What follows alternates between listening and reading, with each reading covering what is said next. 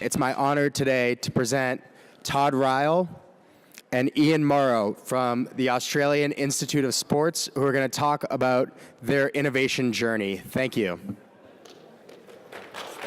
Thanks, mate. Thank you.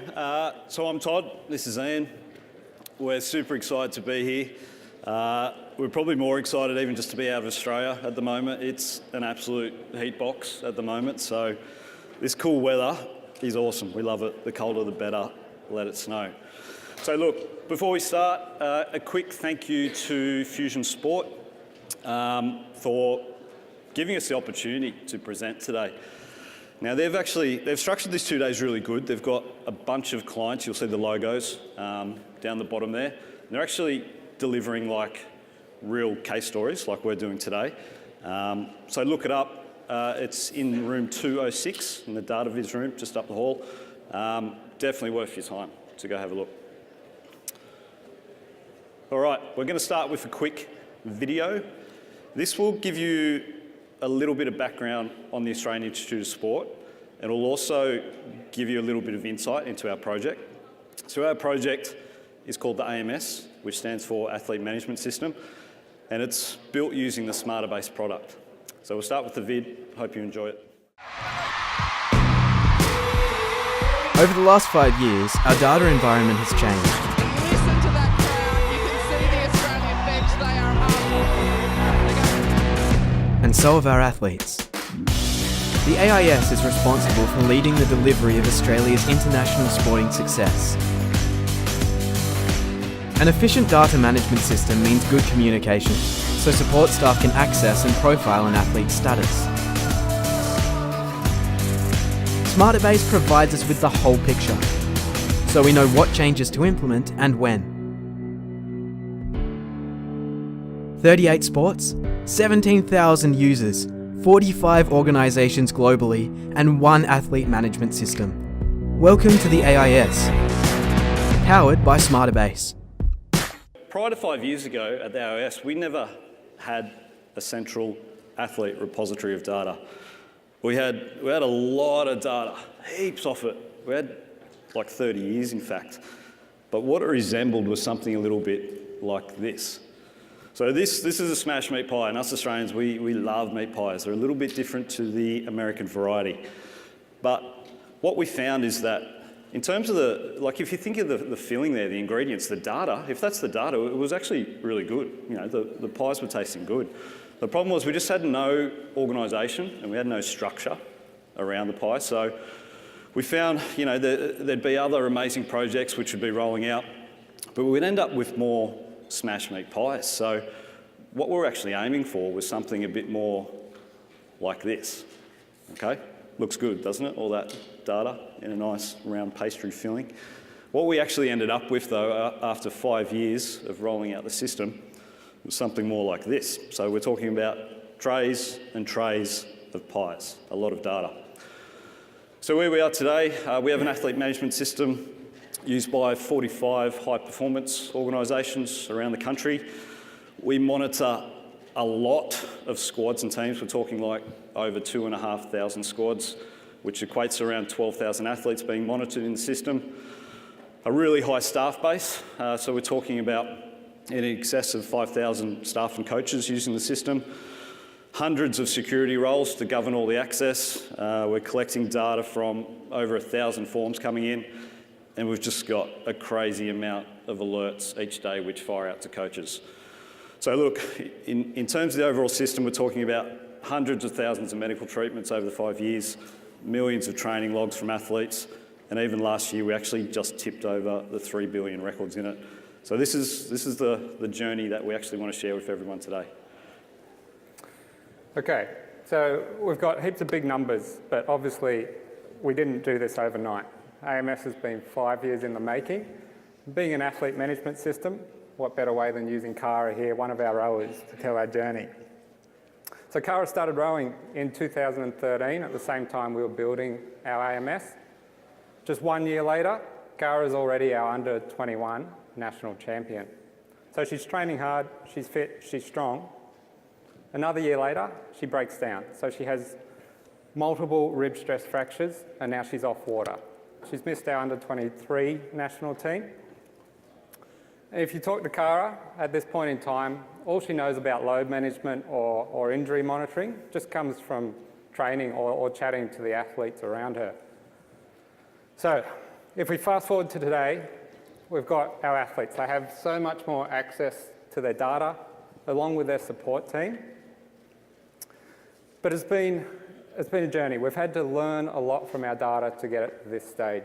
We've actually had to change a lot of cultures within our sporting environment around the way people use and view their data, and actually just get it embedded within our sports to begin with. So if we go, Todd's got the clicker, not a good idea. This is an example of Cara's data now in AMS. So the important thing here is that the athletes have access to their own data, and our coaches and support staff also have. So this is the journey we're going to go through, and we'll start with how it's all set up. All right, so we're going to explain the building of this system, because we're not actually just talking about a sport. We're not just talking about one club. We're talking about rolling out an athlete system all over the country. So we're going to get a little bit Google Maps on everyone here. I've got an image of Australia, and here's an overlay of the United States. Apologies to Alaska and Hawaii, I couldn't fit you in on this one. But you can see we're talking about something which is roughly the same sort of size. Now the AIS is based in Canberra, which makes our US equivalent around Georgia there, and this is where we first implemented the AMS. What we did then, we linked one of our sports. So one of our sports being Netball Australia, we linked them onto the same system. Following netball, over the 5 years, we've then rolled out another 37 sports. Now within Australia, we actually have quite a thorough state sporting network also. So think of this as where a lot of the athletes will use as their home base to train. So an example being in Sydney, there is the New South Wales Institute of Sport. So they were also implemented and linked to the main primary system. Following New South Wales Institute of Sport, we then linked up every other state in Australia to the one system. So this all looks pretty easy for all these logos all over the country, but I can assure you that these states in particular, they compete really fiercely against each other. They're vying for national spots. So it's similar to maybe like Georgia and Alabama agree to use the same athlete system. International-wise, we have the European Training Centre, an AIS base in Italy. This is where a lot of the athletes, if they're overseas, will go and train there. So that's been rolled and connected to the main system. And then look, worldwide, daily we're talking about countless camps and countless competitions who are also using the same system. So what we want to do now, we actually want to drill into one sport, just to give you a little bit of a feel for the complexity that's involved in doing one sport. Okay, so Netball Australia. Netball is one of our big sports in Australia. If you're not familiar with it at all, it's kind of like basketball. There's still hoops at either end, but no slam dunks. So this is our grouping structure in AMS for netball. So it actually covers 700 athletes across 120 groups.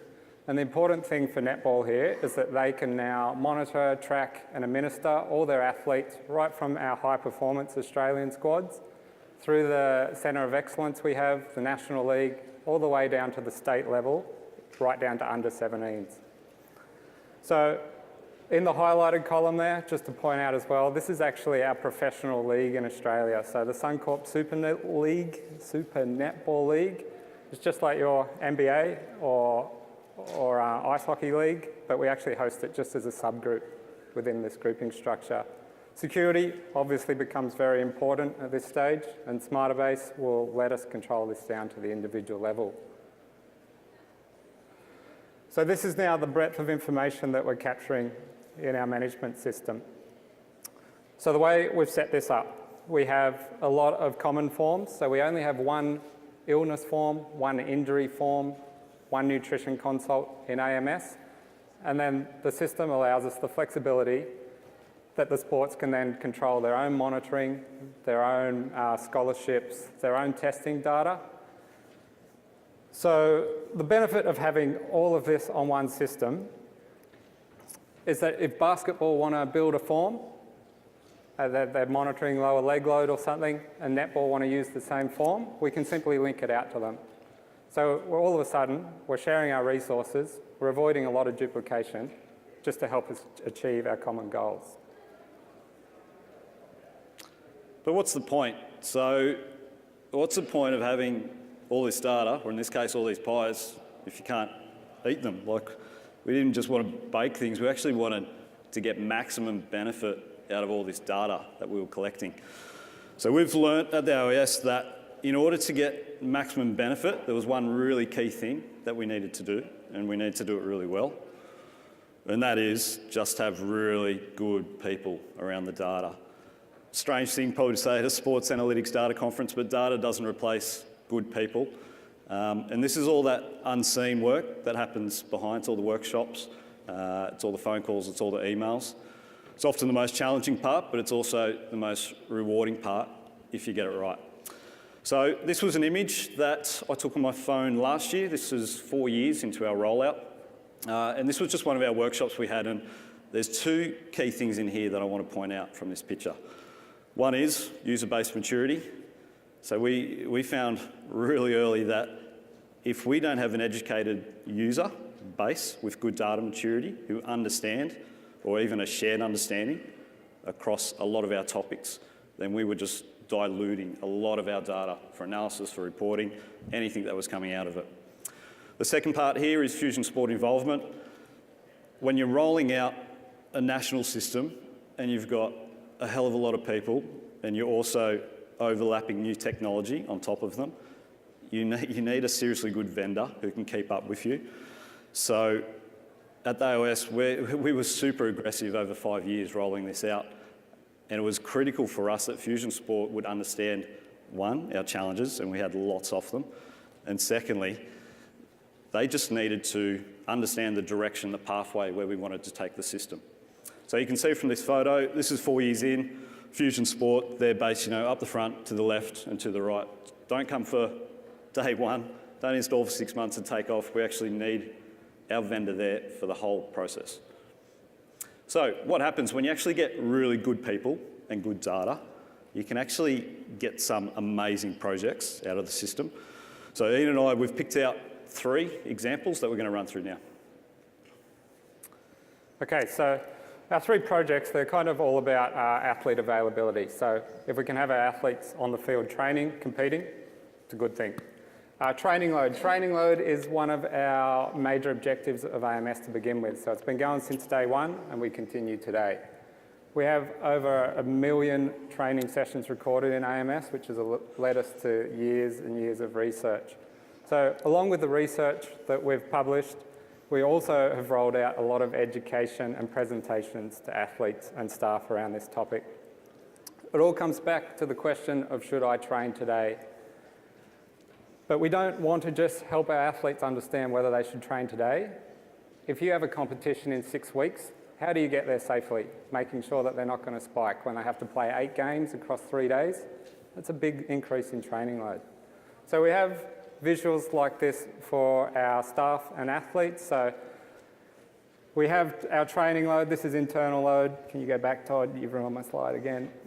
Can't go back. Oh, damn it. So we want to make sure that our coaches have the planning tools. So we allow them to predict into the future so they can see those things. For our athletes, this is the type of visuals they now have access to on their devices every day. So they have their training load, 1 week, 4 week, 16-week views that they can simply toggle between. At the AIS, we also host the NBA Global Academy. And this is an example that a coach would see as they log into the system. So we really want them monitoring their loads and also having being able to track that availability across their squad. These guys have missed 1 training session out of 280 odd, so our coaches can keep that in mind. Second example, so this is the Stay Healthy project, and this is a great example when you get really good data and you get really good people coming together. So this was a project led by Mick Drew at the AIS, and in a nutshell, it was all about just keeping athletes healthy. so they could train and compete leading into the last Rio Olympics. It's now turned into an ongoing project, but the whole idea of it was, with all our illness data captured across all our sports nationally, you can see in this graph here, we could actually track the exact times and the exact illnesses of when they were spiking. So in this example here, we can see that we really needed to take that peak off that mountain there. Otherwise, with all that illness, we had so much interrupted training leading into Rio. So with this project, 317 Olympians were screened in phases, and the results which we found for it in terms of preventative follow-up were just amazing. So a couple of examples here, we found 1 in 2 female athletes with low energy availability, and that has a really high association to illness. And even this one's quite high, with 37% of all athletes having immune functions. Also another really high risk one for illness. Here's an example of a screen that we'll see in the AMS. So this is an overview of one athlete who's completed the Stay Healthy project. And you can see it's a whole range of streams. We're talking about a lot of blood testing, saliva, body composition, there's DEXA, it's travel, it's training, it's sleep. It's all those streams put into one against each of those athletes. The big point here is that without the AMS or Smartabase embedded nationally in our system, there was just no way that we could facilitate the collection or the analysis of all this data. Okay, so the third example is just machine learning or predictive analytics. So I'm not going to go into this too much because there's a lot of machine learning topics here today. So having our data aligned in AMS, as I said, we have one injury record, one illness record. It's all in one spot to begin with. So that's really helped us to partner with leading experts in this space. What we do know is that simple clinical tests won't provide the full picture for us to be able to predict injuries. And we do know that increasing the volume of our sources will help us to improve detection. So we think we have actually a pretty good model for injury prediction for the next 3 days at the moment. But what we need to do is make this accessible to our non-data scientists. And this is where we come back to coach speak. So again, at a data analytics conference, but don't be nerdy. This is what our biggest task is making the complex simple. I can't go to Todd as a coach and go, you have a 77% true positive likelihood of being injured today. Just look blankly at you. This is just an example, this screenshot of the complex made simple around the AIS, posted up on our pool deck. Right, open philosophy. So with our rollout, we had this view at the AIS that we wanted an open philosophy with data. We knew that we had to connect the system to multiple internal and external sources, so lots of third-party vendors. So we've got this amazing changing landscape in sport, and it's crazy and it's dynamic. So we just need to be really flexible to make sure we could jump on board with our sporting demands as they came in. So here's a quick snapshot of probably about half the products that we integrate with using the AMS at the moment. One point I wanted to make here is that it's not all sensors and it's not all training systems that we're integrating with. We actually connect with a lot of real business applications. So one example being Remisol. So this is our blood analysis system at the AOS that we also connect with and the data comes through. We also connect with Nucleus. This is our clinical appointments and booking system that we pull through.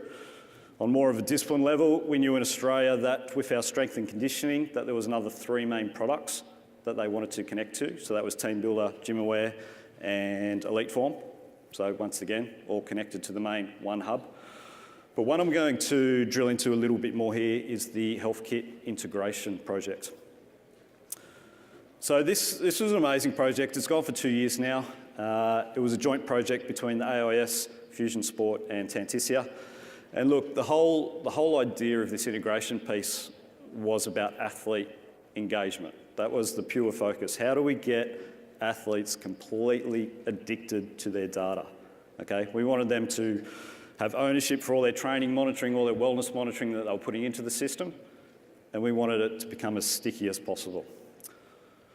So what we did, we designed an Apple AMS application on the watch. We also designed an iPhone companion app that goes with it. So where we're at today, we're at version 58. We've had over 200 athlete engagement sessions on feedback to come back, knowing what they like and what they didn't like, and then putting that back into the product. But it originally started with a pilot group. So we had 80 athletes across 12 sports. We put a watch on their wrist and they wore it for 3 months. So the whole idea of this group, we had really good athletes who were engaged and used to put a lot of training entries in. And then we had this whole other bucket where we knew they were infrequent users. So we really wanted to test their scales. What we found at the end of the 3 months was pretty mind-blowing. So we had some athletes who would put in 2 to 3 training entries per week. After using the watch for 3 months, they didn't miss one single entry. So we're talking about an increase of around 80% in the data collection for those infrequent users. Here's a few snapshots from the iPhone companion app. So the one on the left with the status and the big rings, this actually links really well to what Ian was talking about before with the training load. So where we've got athletes at the moment, you can see, it's probably too small, but there's a little 280 value that's put up there. So athletes can now see how much training units they've got remaining for the week before we go into what we call an overreaching or an injury risk zone. The one on the right, this is, we've integrated with one of the world's best sleep monitoring apps. So now athletes can get, once again, more engagement in their sleep data if they're using it for that. So the example here, those bottom rings there, athletes can now check what their average heart rate was for the night, also their deep sleep, and then the inner rings, they can actually compare it to the last 7 days. In terms of training, so we've got athletes now getting instant feedback on their stats. So this one you can see, there's the heart rate, they're seeing their splits, they're seeing their pace. We've taken it even a step further. So this one in the middle, this is a customisation with Swimming Australia. So the swimmers will finish their set and they've got instant access to their strokes, how many strokes per lap, their pace, their velocity, their distance, all that coming through. The last one I've got here, this is an insights view. So one of the things we found from athletes is that rather than just report on the now, they really wanted an easy way to see their trends over 3 months. So what they can do now, they can actually start to easily look and see, is my soreness impacting my training, or is my stress impacting my sleep? So once again, it's those sort of visuals that we've put on the iPhone companion app purely for athlete engagement. Okay, so this is great. We have the athletes all addicted to their data. So it's on their device, it goes straight to HealthKit. And this is where Fusion Sport helped us out to develop the Smart Health Sync app, which then just, the athletes log into it once, it sits in the background on their phone and just passes the data into AMS. So this is just an example of a dashboard then that we have in AMS from this data now from HealthKit. And all of a sudden, we all talk about training load, and now we've got life load. So we've got everything that they're doing outside of training as well. We've got access to their heart rate throughout the whole day. We've got access to distances and everything that they do outside of structured training. What we're pointing out here with this orange box on the top there, that's their internal load that we've been talking about. So it's over the Christmas period. So they've actually gone out of their daily training environment. They're gone away back to their family and they've cut off a lot of their training workouts. But you'll see from the bottom one, they've actually increased distance. So that's distance on the bottom. Who knows what they've been doing? They've been out in the paddock chasing kangaroos. I don't know, that was the best Australian one I could come up with. So all of a sudden, we have a lot more life load. This is where we're going to continue our journey now. And so this is what you'll see into the future. All right, so to wrap this up, it's the data culture, not just at the AIS, but nationally across Australia has changed. It was probably most evident recently there was a volleyball biomechanics jumping and landing study. It was actually approved and funded, but it got cancelled because there was a lack of injuries. And anyone who knows volleyballs and leg injuries knows that this is pretty ridiculous. So across the board, we're looking at 30 to 40% down in injury reduction. We've even had some squads as high as 90% annually down in injuries. The big sort of take-home message from Ian and I is that it's not actually, for the AIS, it's not actually just about the training load, and it hasn't just been about a screening, and it hasn't just been about research streams, and it hasn't just been about predictive analytics. It's actually been working with our teams to enable them through a whole range of shared and connected modules, that's brought the result. So look, it's a long way from Australia to Boston. We want to share as many stories while we're here. We're here for a couple of days. We also want to listen and learn. We've got so many challenges ahead of us. We love to collaborate. So look, Ian and I have actually agreed that anyone who comes and says g'day over the next 2 days, we will, personally, from Australia, post you a meat pie, okay? Australia Post is not renowned for being too reliable. So, Meat pie may vary. But yeah, but that's the deal on the table.